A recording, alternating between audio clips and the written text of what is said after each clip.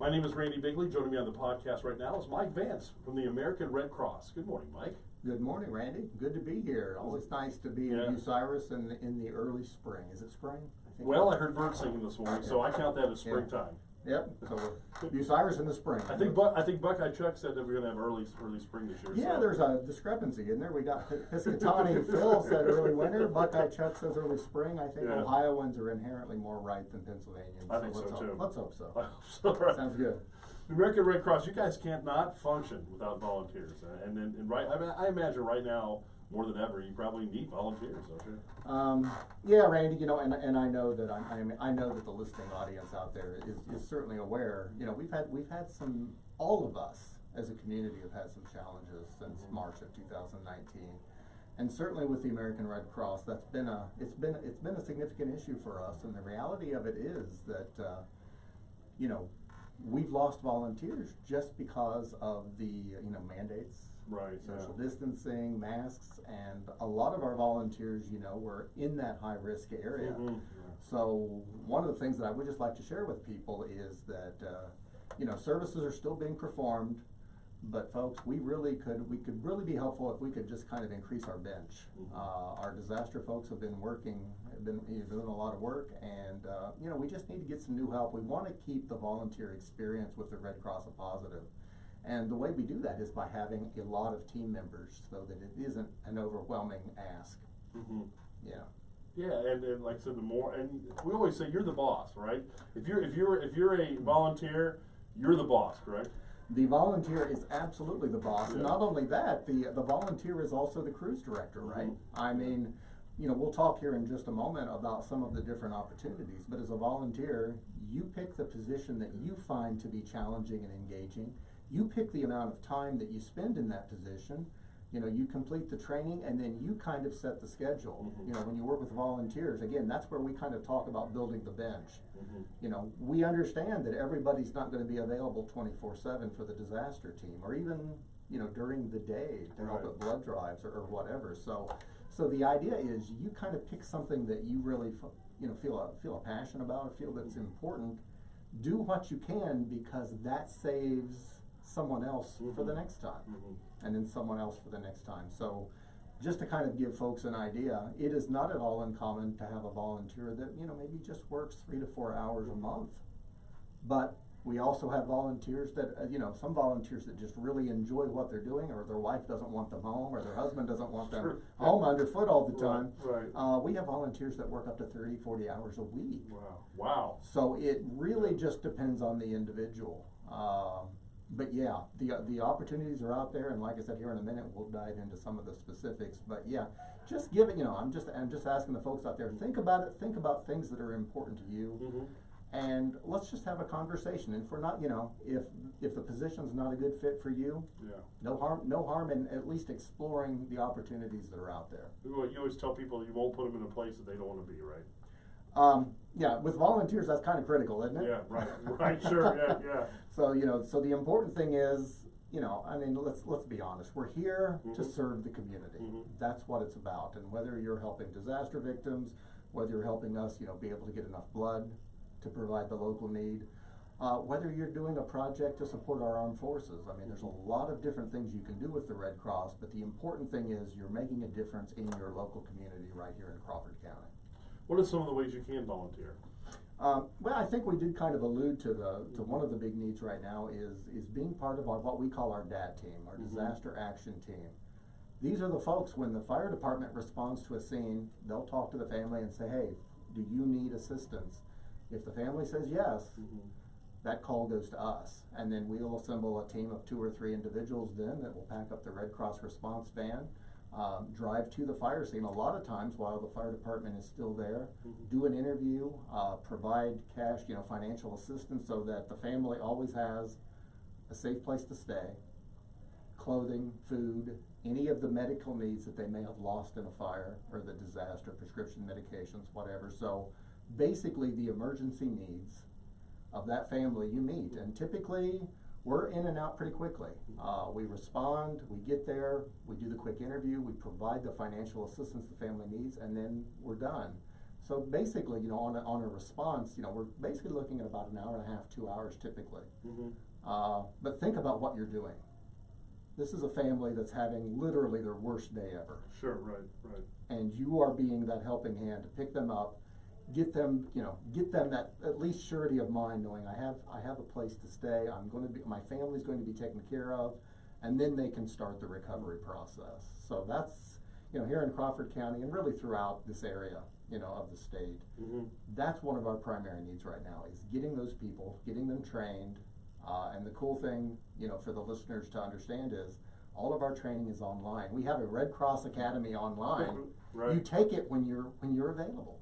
You Okay. can literally take the classes when you are free. So if you have an hour in the afternoon, you can take it. If you're a night owl and, you know, 2 a.m. you can't sleep, you want to do something productive, you can do it. Right. Okay. So most of the training is online. The thing I will say though is you will develop some great friendships, because the people you respond to are going to be every bit as committed as you, and you're not going to be alone.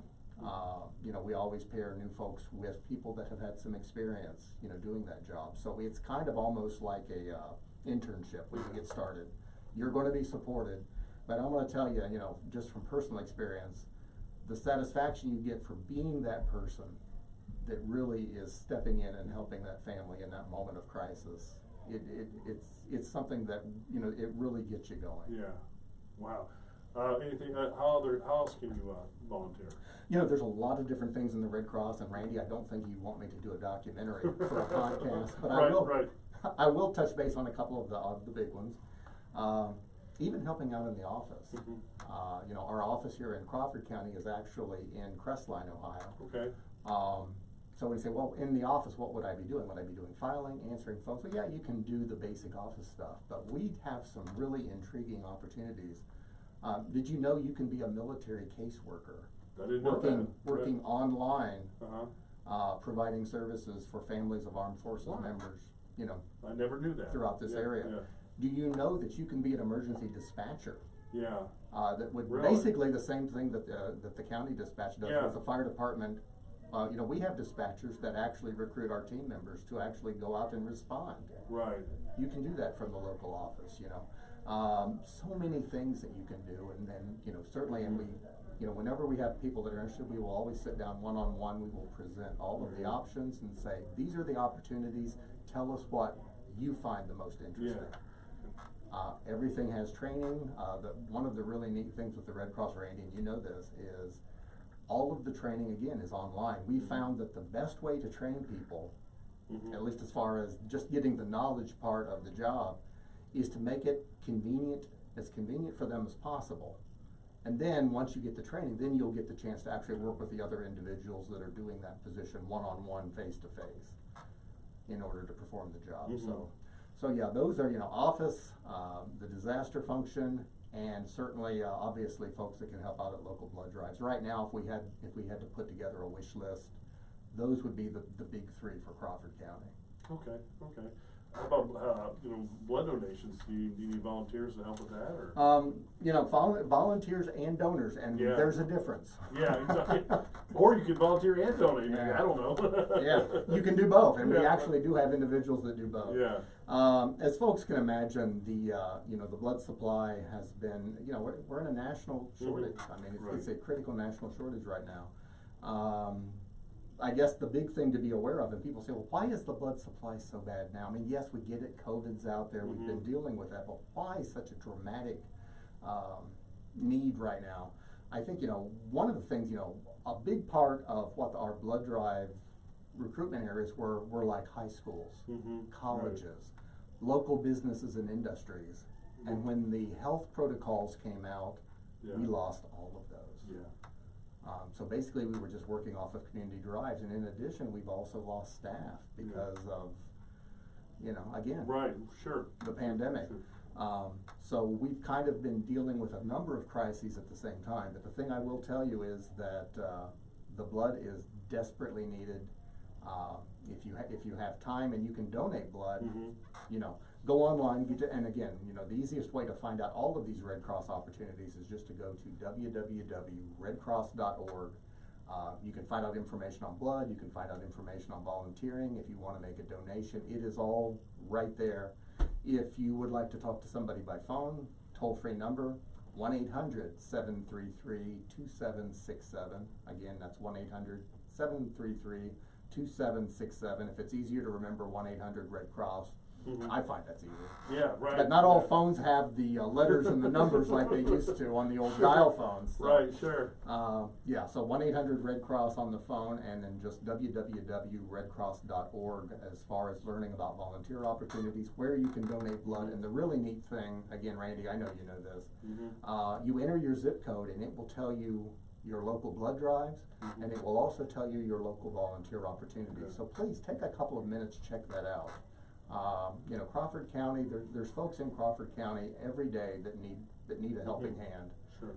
This would be a great way to do that, and again, do it at a time that's convenient for you, and do it in an area where you feel you can have a great impact. We would love to talk to you. All right, Mike, well, thank you for coming in. Again, your website, that is... The website is www.redcross.org. If anyone would like to talk to me or contact me personally, my email address is Michael, M-I-C-H-A-E-L .Vance, V-A-N-C-E, @redcross.org. We would love to hear from you. We love sharing the Red Cross story, and I'm pretty sure that we can find a great volunteer opportunity that will fit into your schedule and that you can feel really good about being a part of. All right, thank you so much for coming in today, Mike. Always a pleasure, Randy. Thank you.